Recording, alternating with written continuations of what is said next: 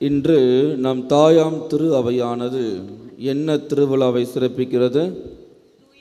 என்ன திருவிழா? தூய ஆவியானவருடைய திருவிழாவா? அதுக்கு என்ன பேர்? என்னம்மா? பெந்தகோஸ்து பெருவிழாவை நாம் சிறப்பிக்கின்றோம். அதோடு சேர்ந்து இன்னொரு திருவிழாவை சிறப்பிக்கின்றோம். என்ன திருவிழா? பெந்தகோஸ்து பெருவிழாவை சிறப்பிக்கின்றோம். அதோடு சேர்ந்து இன்னொரு திருவிழாவையும் நாம் சிறப்பிக்கின்றோம். என்ன திருவிழா? நம்முடைய திரு அவையினுடைய பிறந்த நாளை நாம் சிறப்பிக்கின்றோம்.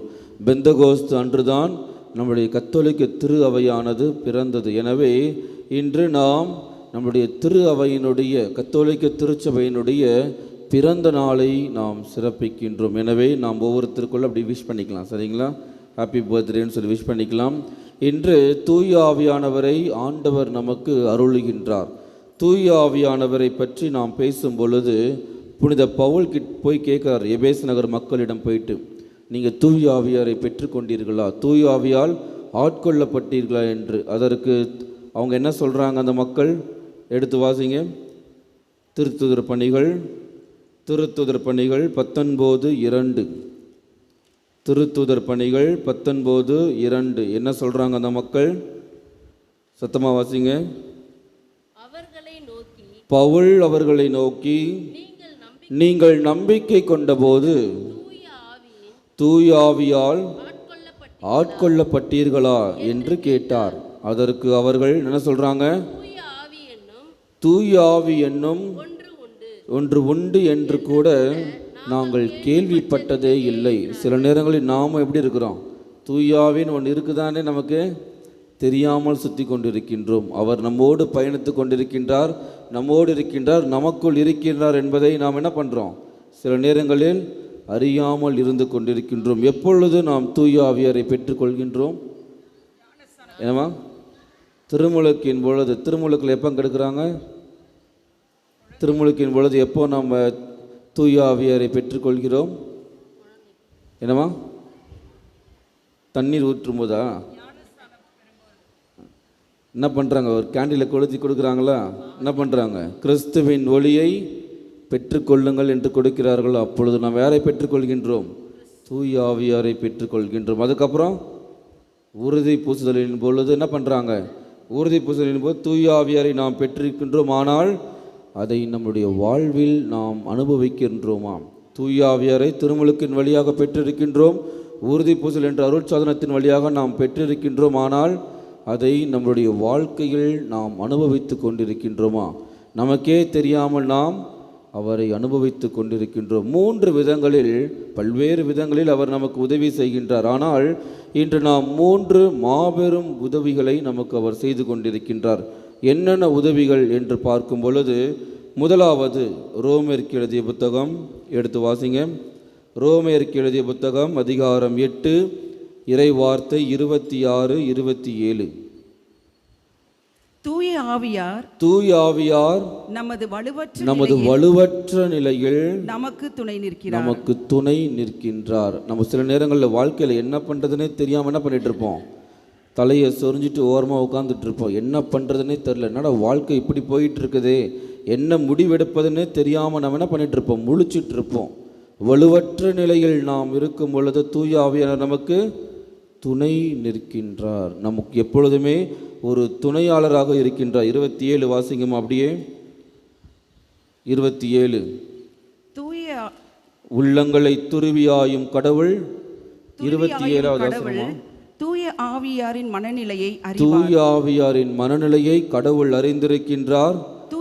தூய ஆவியாரும் கடவுளுக்கு உகந்த முறையில் இறை மக்களுக்காக பரிந்து பேசுகின்றார். முதலில் துணை நிற்கின்றார். வலுவற்ற நிலையில் நாம் இருக்கும் பொழுது நமக்கு தூய ஆவியானவர் நம்மோடு இருந்து நமக்கு வலுவூட்டுபவராக, துணை நிற்பவராக இருக்கின்றார். இரண்டாவது, நமக்காக கடவுளிடம், நமக்காக இறைவனிடம் பரிந்து பேசுபவராக இருக்கின்றார் தூய ஆவியானவர். ஆனால் அவருடைய வல்லமையை நாம் உணராமல் இருந்து கொண்டிருக்கின்றோம். மூன்றாவது, யோவான் எழுதின நற்செய்தி 16:13. இன்றைய நற்செய்தி வாசகத்தில் நாம் கேட்டது என்ன சொல்கிறாங்க? யோவான் 16:13. உண்மையை வெளிப்படுத்தும் தூய ஆவியார் வரும்போது அவர் முழு உண்மையை நோக்கி உங்களை வழி நடத்துவார். நம்மோடு துணை இருக்கின்றார், நமக்காக பரிந்து பேசுகின்றார், நம்மை வழி நடத்துபவராக இருக்கின்றார். எதை நோக்கி வழி நடத்துகின்றார்? உண்மையை நோக்கி. உண்மைனா என்னது? யார் உண்மை? ஆண்டவர் தான் உண்மை. அதுதான் உண்மை. அவரை நோக்கி தான் தூய ஆவியானவர் நம்மை வழி நடத்துபவராக இருக்கின்றார். ஒரு எடுத்துக்காட்டுக்கு பிலிப் என்ன பண்ணுறாரு? எத்தியோப்பிய நிதியமைச்சருக்கு நற்செய்தி பரப்புவதற்காக ஆசைப்படுகின்றார். ஆனால் அவர்கிட்ட எப்படி போகுதுன்னு அவருக்கு தெரியல. அப்போ என்ன நடக்குது? எடுத்து வாசிங்க. திருத்துதர் பணிகள் 8:29 என்ன நடக்குது? திருத்துதர் பணிகள் 8வது அதிகாரம் 29வது இறை வார்த்தை. என்னம்மா திருத்துதர் பணிகள் எடுக்கலையா? வாசிங்க. 8:29. அவர் தமது தூய ஆவியார் பிலிப்பிடம் நீ அந்த தேரை நெருங்கி சென்று அதனோடு கூடவே போ அப்படின்றார். தூய ஆவியானவர் நமக்கு என்ன செய்வது என்று தெரியாமல் இருக்கும் பொழுது என்ன பண்ணுறாரு? நீ போய் இதை பண்ணுன்னு நமக்கு என்ன பண்ணுவார்? வழிகாட்டுவார். நாம் எதை செய்யணும் எதை செய்யக்கூடாது என்று நமக்கு பின்னாடி இருந்து ஒரு குரல் சொல்லிக்கிட்டே இருக்கும் சில நேரங்களில். ஆனால் நம்ம என்ன பண்ண மாட்டோம்? அதை கேட்குறதே கிடையாது. நம்ம இஷ்டத்துக்கு சில நேரம் நம்ம செஞ்சுட்டு போயிட்டுறோம். ஆனால் தூய ஆவியானவர் நமக்கு பின்னாடி இருந்துட்டு நமக்கு சொல்லிக்கிட்டே இருக்கிறார். இந்த வழியில் போ, இப்படி பண்ணு, இப்படி பண்ணாத, இங்கே போ, இங்கே போகாத என்று. ஆனால் நாம் அதை கேட்டு நடக்கின்றோமா? அதுதான் கேள்விக்குறியாக இருக்கின்றது.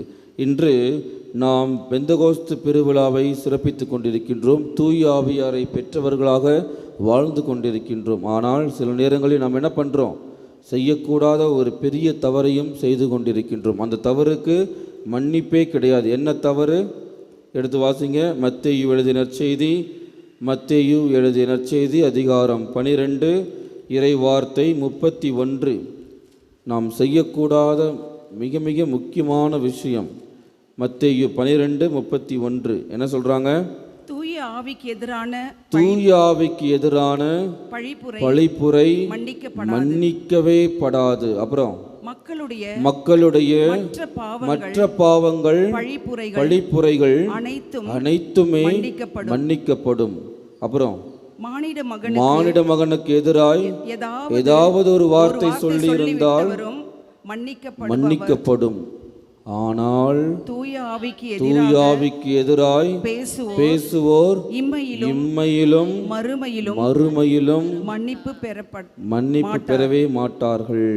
நாம் எப்பொழுதெல்லாம் தூய ஆவிக்கு எதிராக நடக்கின்றோமோ, தூய ஆவிக்கு எதிராக பேசுகின்றோமோ, பழிப்புரைகள் சாற்றுகின்றோமோ, நமக்கு மன்னிப்பு கிடைக்குமா?